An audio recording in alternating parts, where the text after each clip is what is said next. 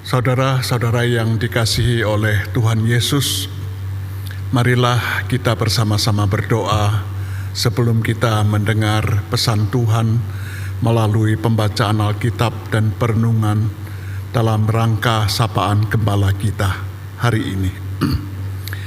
Tuhan Allah Bapa kami, pemilik kehidupan kami, bersama-sama sebagai Gereja Kristen Indonesia, kami mau bersyukur dan berterima kasih kepadamu karena Engkau sudah menempatkan kami menjadi bagian yang tidak terpisahkan dari Negara Kesatuan Republik Indonesia. Hari ini kami mau merenungkan firman-Mu, kami mau mencari kehendak Tuhan supaya kami tetap setia sebagai gereja Tuhan, tetapi sekaligus kami menjadi utusan Tuhan yang mendatangkan damai sejahtera bagi bangsa Indonesia, di mana kami menjadi bagiannya. Dalam nama Kristus Yesus kami sudah berdoa. Amin.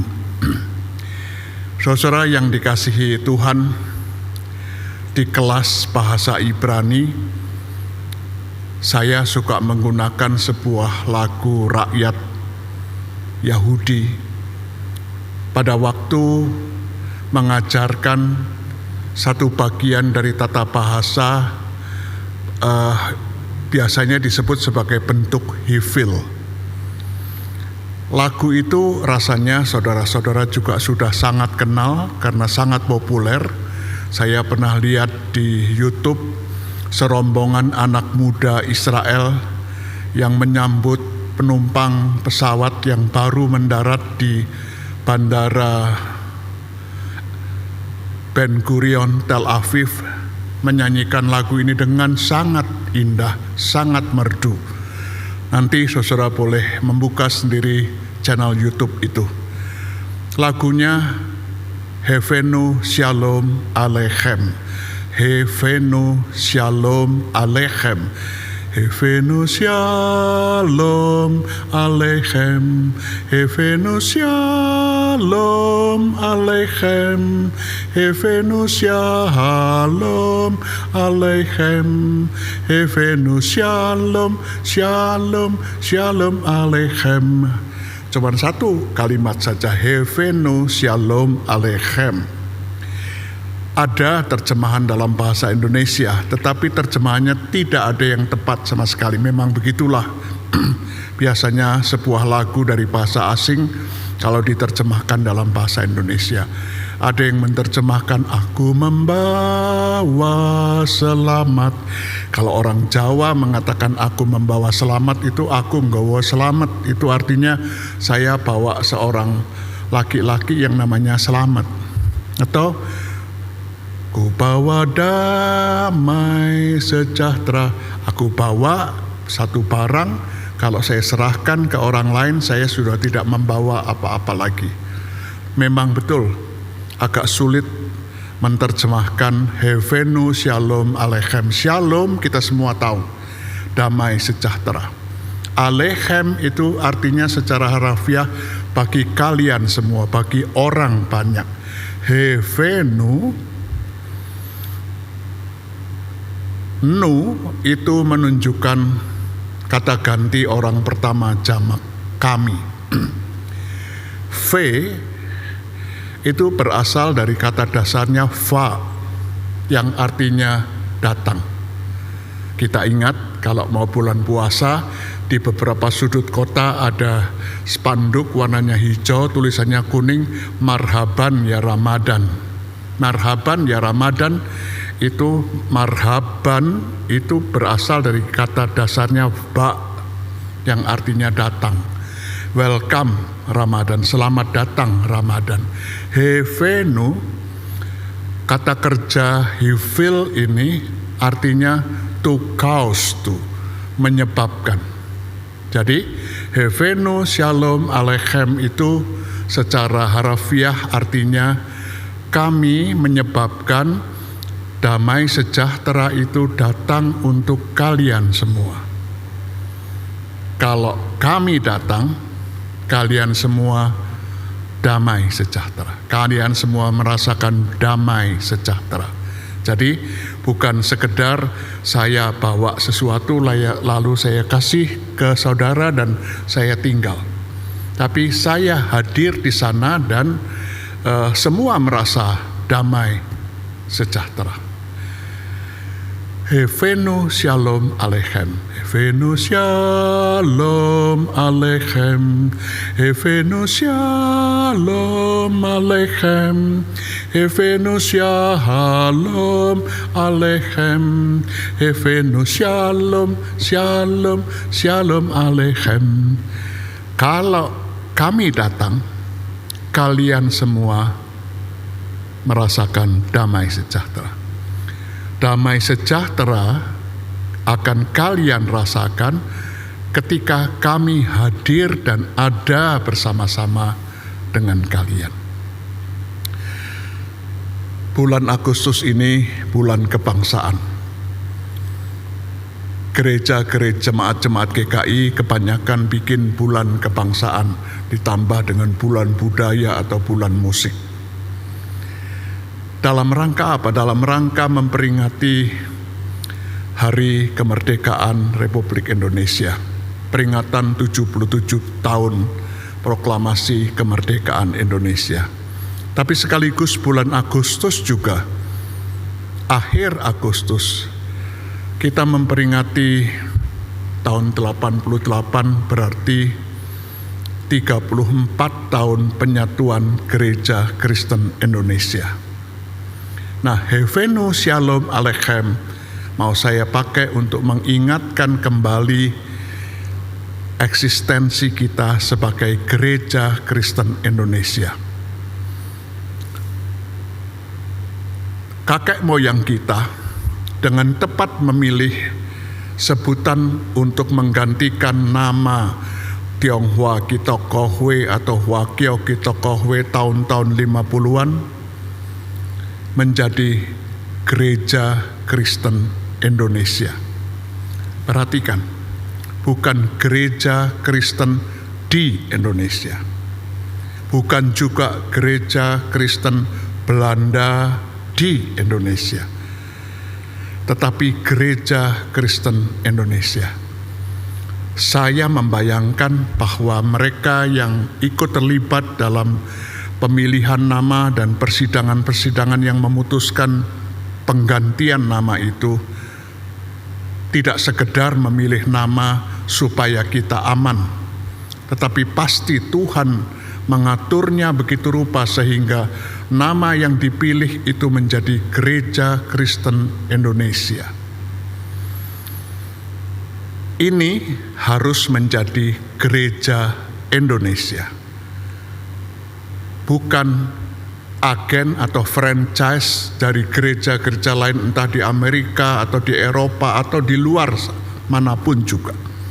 Tetapi GKI harus menjadi Gereja Kristen Indonesia, gereja yang meng-Indonesia, gereja yang menyatu dengan lingkungan, dengan kawasan, dengan bangsa di mana Tuhan sudah menempatkan gereja ini berada. Yeremia 29 ayat yang ke-5 dan ayat yang ke-7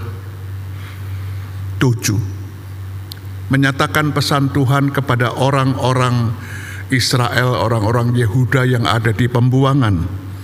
Tuhan melalui Yeremia mengatakan begini, dirikanlah rumah untuk kamu diami, buatlah kebun untuk kamu nikmati hasilnya. Lalu ayat 7, usahakanlah kesejahteraan kota kemana kamu aku buang, dan berdoalah untuk kota itu kepada Tuhan, sebab kesejahteraannya adalah kesejahteraanmu. Tidak dibalik. Karena kesejahteraanmu adalah kesejahteraan kota. Tetapi Tuhan mengatakan kesejahteraan kota itu adalah kesejahteraanmu. Saya dan saudara-saudara warga GKI bukan orang buangan di Indonesia. Kita memang penduduk asli Indonesia ini.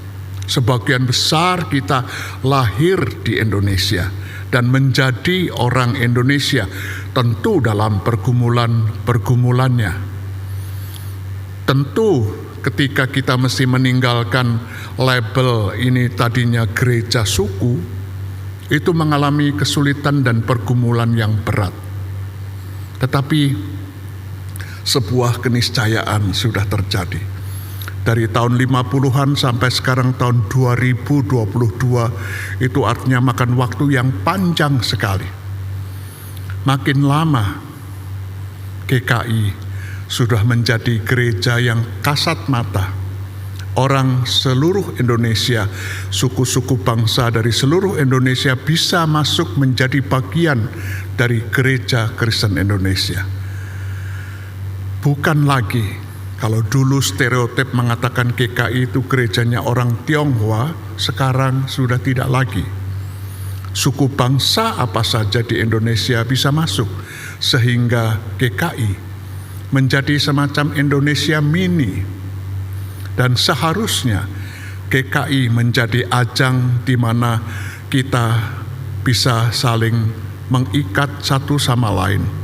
Kita bisa saling bersahabat, kita bisa saling bersaudara satu sama lain. Apalagi ketika kita mengatakan yang mengikat kita menjadi Indonesia di GKI adalah pengorbanan Yesus Kristus, anaknya. GKI seharusnya punya peluang untuk menjadi contoh. Lihatlah bagaimana keragaman itu bisa terjadi, tetapi bisa beragam yang menjadi satu. Di sana Bhinneka Tunggal Ika bukan sebuah konsep, tetapi sebuah keniscayaan, sebuah kenyataan, sebuah realita. Kita memberi contoh kepada bangsa Indonesia ini, kepada masyarakat lainnya. Lihatlah, kami berusaha menyatukan perbedaan-perbedaan itu tanpa menghilangkan keragamannya. Kita bisa bersama-sama. Kepada saudara-saudara kita di masyarakat luas, kita bisa mengatakan GKI eksklusif, sama seperti orang Kristen eksklusif. Eksklusif dalam hal apa? Dalam iman kepada Kristus, kita eksklusif. Tetapi belajar dari junjungan kita Tuhan Yesus Kristus, iman yang eksklusif kepada Tuhan Yesus Kristus itu dihayati dan diejawantahkan dan diimplementasikan lewat hal-hal yang inklusif, lewat hidup yang inklusif, seperti junjungan kita melakukannya. Dia meninggalkan sorga, lalu hidup dan tinggal bersama kita manusia. Surat Ibrani dengan tepat mengatakan dalam semua perkara dia sama seperti kita. Dia merasakan apa saja yang kita rasakan. Pembedanya hanya satu, yaitu bahwa dia tidak berbuat dosa. GKI berada di sana. Dan saya mau mengingatkan lagi bahwa GKI adalah salah satu utusan Tuhan untuk Indonesia. Harus menyatu bagi dengan Indonesia.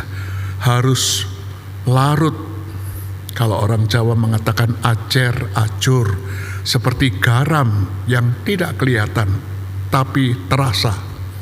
Tapi juga sebagai terang yang memberikan pedoman, memberi suar bagaimana seharusnya kita mengelola kebersamaan yang lebih luas dalam kemajemukan bangsa Indonesia ini. GKI tidak boleh hidup dari kita untuk kita saja. Sebentar lagi tata gereja GKI mengalami amandemen untuk kesekian kalinya. Semoga amandemen kali ini sungguh-sungguh seperti dicita-citakan pada waktu tata gereja diubah, di amandemen, yaitu bisa lebih mendorong jemaat GKI untuk hidup inklusif, menjadi bagian dari bangsa Indonesia ini dengan segala pergumulannya, dengan semua talenta, dengan semua kemampuan, dengan semua berkat yang diberikan oleh Tuhan kepada GKI. Saya dan saudara-saudara bertanggung jawab atasnya. Percaya kepada Tuhan Yesus itu perkara eksklusif, tapi hidup sebagai murid Kristus harus inklusif. Mari kita wujudkan. Selamat untuk 77 tahun kemerdekaan Indonesia. Selamat untuk 34 tahun penyatuan Gereja Kristen Indonesia. Amin. Saudara-saudara sekalian, marilah kita berdoa. Terima kasih Tuhan, karena kami sadar kalau kami menjadi Gereja Kristen Indonesia bukanlah sebuah kebetulan, tapi karena Engkau yang punya rencana dengan menempatkan kami untuk hadir, hidup, berkarya, menjadi bagian dari bangsa Indonesia. Iman kami kepada Kristus adalah perkara yang eksklusif. Tetapi kami mau menghayati iman kepada Kristus itu seperti Kristus juga mengajarkan kepada kami. Menghayati iman itu secara inklusif. Ketika kami berada di tengah-tengah masyarakat yang majemuk ini, di tengah-tengah segala macam keberagaman dan bahkan perbedaan, tapi kami bisa membawa kasih dari Kristus, perhatian dari Tuhan dalam bentuk-bentuk yang konkret, bahkan pertolongan dan perbuatan-perbuatan Tuhan yang memberi perhatian kepada mereka yang berkekurangan pun bisa kami melakukannya. Tolong kami agar kami menyadari potensi kami, talenta kami, berkat-berkat yang Tuhan karuniakan kepada kami, supaya itu tidak kami gunakan hanya untuk kepentingan-kepentingan sendiri saja, untuk kepentingan pribadi maupun kepentingan gereja saja, tetapi kami mau memberi dan menggunakan lebih banyak lagi untuk pekerjaan-pekerjaan Tuhan yang lebih luas kepada bangsa Indonesia ini. Tolonglah kami agar kami tidak merasa rendah diri karena jumlah kami yang relatif sedikit, tapi kami berbesar hati, berlapang dada dan bangga karena kami mendapat kehormatan untuk mengambil bagian dalam kerja dan karya Tuhan bagi bangsa ini. Terima kasih untuk 77 tahun kemerdekaan Indonesia. Kami merasa bertanggung jawab untuk mengisinya sebagai sumbangan kami selaku Gereja Kristen Indonesia. Terima kasih untuk 34 tahun penyatuan Gereja Kristen Indonesia. Kami berjanji kami akan tetap menjadi gereja Tuhan yang mengambil bagian dengan setia kepada karya keselamatan Tuhan itu. Sertailah kami dan terimalah kami. Di dalam nama Kristus Yesus, Sang Kepala Gereja. Amin.